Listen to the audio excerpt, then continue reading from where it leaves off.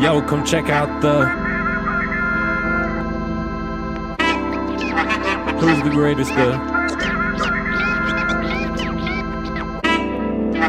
You can find us at the like and subscribe to the tell your people about the much love from the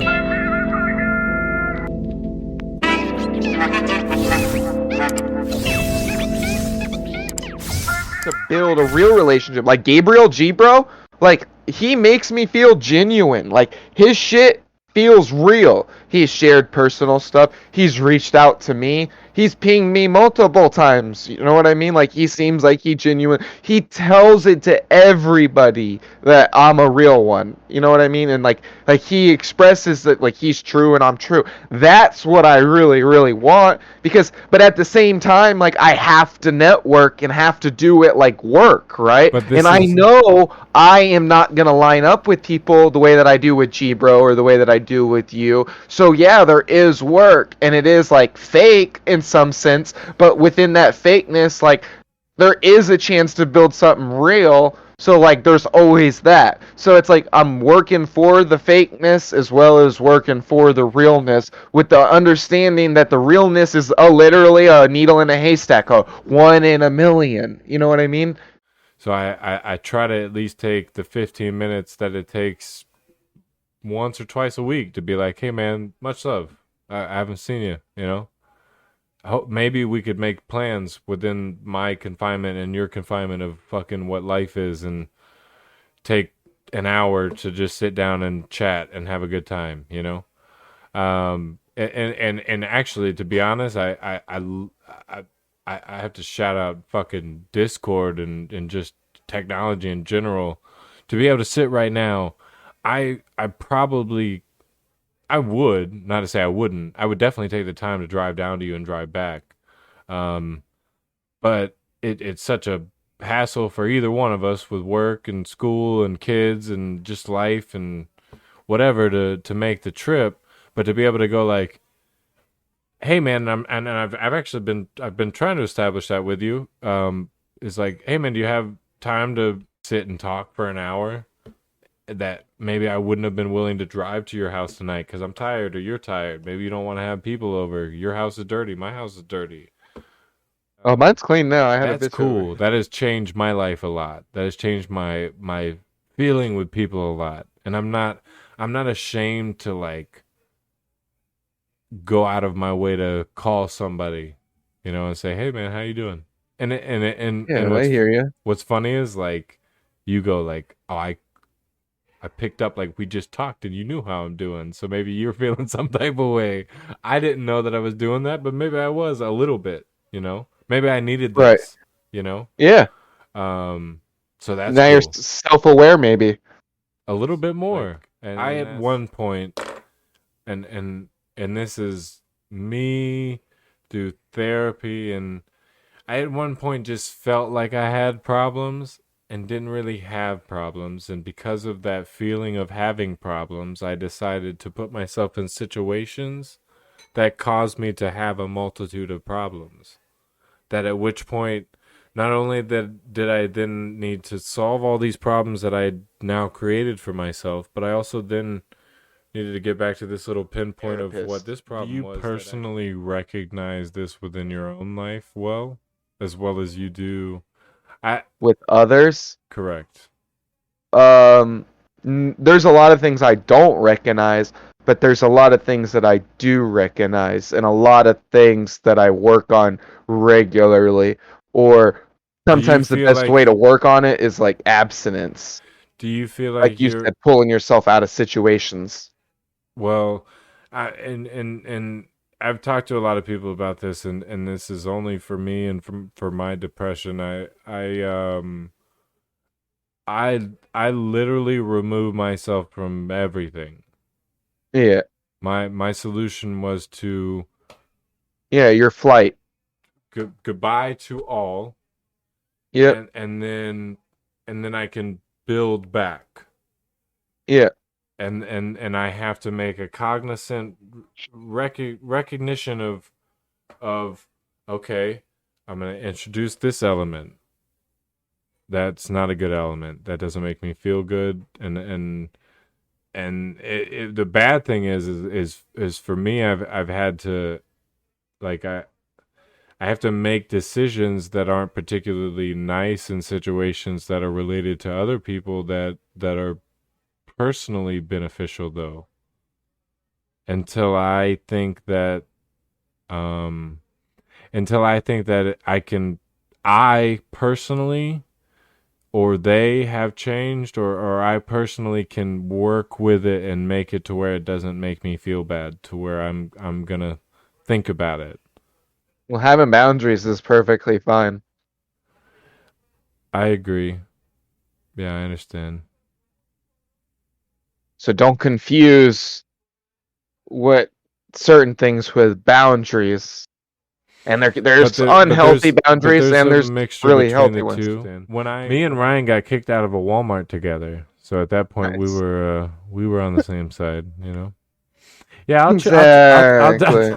Who was it, me See, and that or was it you? One of us sat or laid in the bed with a pan on our crotch, while the other one ran in and like smacked the pan and then acted like oh I remember what it was, because we did a whole skit. The whole skit started, what it started was, I was like, yo, it'd be funny.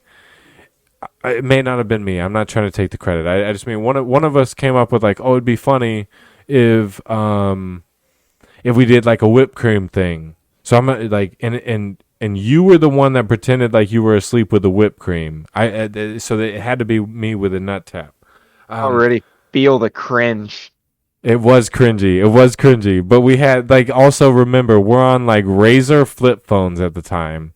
Like this is this is way back when, where really there was no distinguishing whether it was real or not, because you couldn't, pixel wise, you couldn't even make out that there was people in the video. So so we did whipped cream in your hand, where I did like a whatever, I don't remember if like I fucked with you or whatever it was, and then you smacked yourself in the face with the whipped cream and ran after me, and the video was over. And then it was like, haha, all right, now we got to come up with what we're gonna do with the comeback. So the comeback video's got to be like, yo, you act like you fell asleep. We'll put the pan over top. I'm gonna come up. I'm gonna hit you in the, and then you run after me. And then we did that. And not that we ever did anything with the videos, but that was that was like the beginning. All of our little skate videos, and then oh my god, white chocolate BMX. Oh my god. Holy shit. And now for a word from our sponsors. Hello everyone. We have created a Cash App. If you would like to show monetary support in our future endeavors and creations, or just support to show that you appreciated the art that we have already created, we would appreciate it. If not, continue to enjoy our content. Thank you. Hello, Slim Chances Podcast family. There is a support button on the Anchor page where you can support us financially. Thank you. Hey everybody, this is Double D420. Go ahead and give me a follow on Twitch and join our family. #1 group of supporters there are. Everybody loves everybody. Typically you find us playing first-person shooters, but sometimes we like to take it easy and just chat. And if that sounds like anything that you would like, we're always looking to add more members to the family. Major shout out to Slim Chance Podcast, aka the best mod there is. Yeah, I agree. All the money you make. Until the point, there was a funny thing where they were saying there was this God, what's his fucking name? He's a I would like to say at this point he's like a fucking internet influencer, but he's really just a financial guy. And he was like, if you owe $1 million to the banks, you have a problem. If you owe $50 million to the banks, they have a problem. And it's like, if you owe $1 million to the bank, the whole point of the whole story was, if you owe $1 million to the bank, they're gonna come beating on your door. You're gonna go to jail and whatever it may be. if you owe $50 million to the bank, they're actually going to loan you more money to hope that you can recuperate the money based off of your previous records of having the money and being able to pay the money off, versus the guy that was somehow able to come up to $1 million and now owes the $1 million. People don't just have 50 million. So if you were able to add up to 50 million and now all of a sudden, for whatever reason, you are unable to pay the 50 million, we will be willing to front you 25 million to get our 75 million back now. Oh, I get what you're saying. It's all about the rapport that you establish with the people that were, and it's back to just credit. All credit is saying, like, I started my credit journey with giving them $300 of my own money and them giving me a credit card that was based off of my own money, $300 worth, when I was 16 years old.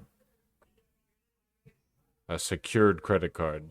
And after a year, they said, here's your $300 back, and here's an extra $300 on top of that. You know? And from then, you know, it's blossomed to whatever it was, but it was literally me giving up my own money and going like, all right, look, I'm going to be responsible with it. Here, give me a little bit. And then they gave me some, and then I went to another company, and they were like, all right, we'll give you a little bit based off of what they gave you. And then you go to another one, and they're like, I will give you a little bit more. And then finally, you know, you're going to apply for a car, and they're like, yeah, we'll slip you a little bit. And, you know, and then you're like, oh, I'm an adult now, you know. But that's where I'm at. I agree, but then you look at it and go, and not like outside of negative. I'm not to say negative. I'm saying knowing what I can influence on my kid's life now. If somebody would have just established that for me at a young age, the sky's the limit at fucking 18 years old. What I could have done now. Yeah, I know how to do it the proper way, and since I've done it the proper way, Sean's been a co-signer on a couple of my accounts. I use some of his credit cards to pay for things and pay them off in the way that I found.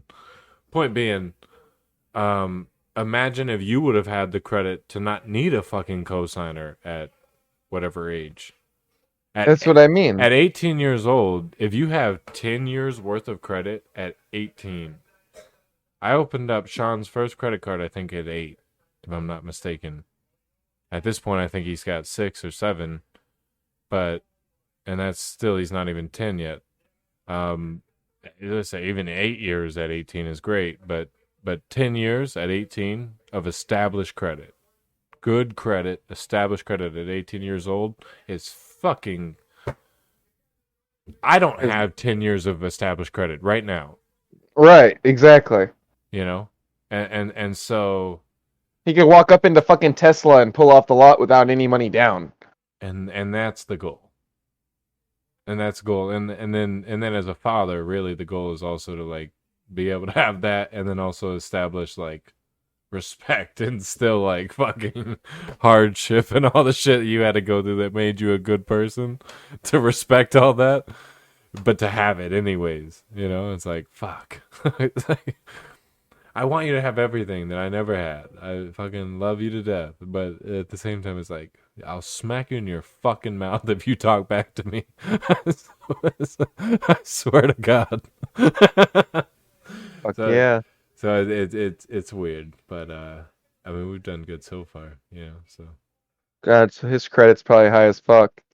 I haven't looked. I mean, I don't. There's no point. No point to look. Yeah, I want him to look one day and be like, "Fuck yeah, Dad!" You know, you know, that's my goal. Is I don't. To me, it means nothing. I don't have to look because I know I'm doing what I need to do on my. That means that he's in like the top 1%, probably. He will be. I love seeing my people do well because, back to even previous conversations, like I derive inspiration from what you're doing, just as a person that I look up to, right? So, if you're doing well, it gives me just in the same point of like I start like I'm doing my podcast shit, but I finish my projects and I'm sitting here and I go, you know what?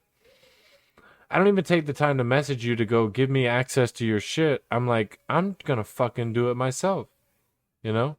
And he's gonna like it, you know? And that's only inspiration from seeing what you've been doing and going like, well, like, he needs clips. He's gonna need clips. We're gonna if we branch out, not saying we, if you branch out and do your thing, you're gonna need clips on the YouTube and on your Facebook and Instagram or whatever the fuck you want to do. Clips are essential. Clips are what really get people because nobody has a fucking attention span, you know? So where you're really going to catch people is in 24 seconds where you go like, yo, who's this fucking Double D guy that got 3 kills in a 34-second clip? Goddamn, you know? And then another clip where his boy Reaper's talking about the winking sphincter, you know? Yeah. I don't remember anybody ever talking to me the way that I talk to my child. And I'm not saying the bullshit because you see the bullshit that we do, and at this point that's just little banter between the two of us. But I'm just talking about in general. I never had anybody have the connection that I get to have with my kid, you know? And that is the break of the cycle that you want to see, but not only see, provide. To know that his thought was like, I'm in a pinch. Sean, how do I handle this? And I was his guy, you know? And I'm like, I've got you to be able to like, oh, I've got it handled. Come on, dummy. Like, what are we doing? You know? And, it's cool. It's great, you know? Hell yeah. Yeah. Alright, Sean, I gotta get some food. Thank you for supporting the Slim Chances Podcast family. Shout out to Ryan. Shout out to Karina. Shout out to Double D420. Shout out to G-Bro. Shout out to the whole Slim Chances Podcast family and all the supporters, anybody that listens. We appreciate all of you. And peace. Hey guys, thanks for watching. Check us out on Apple, YouTube, Spotify. We're everywhere. Don't forget to like, comment, subscribe, leave us some suggestions. We'd love to hear your feedback, and we'll check you out next time. Bye, guys. Hey, guys. Thanks for checking out the podcast. We really had a good time today. I hope you guys come back and check us out again.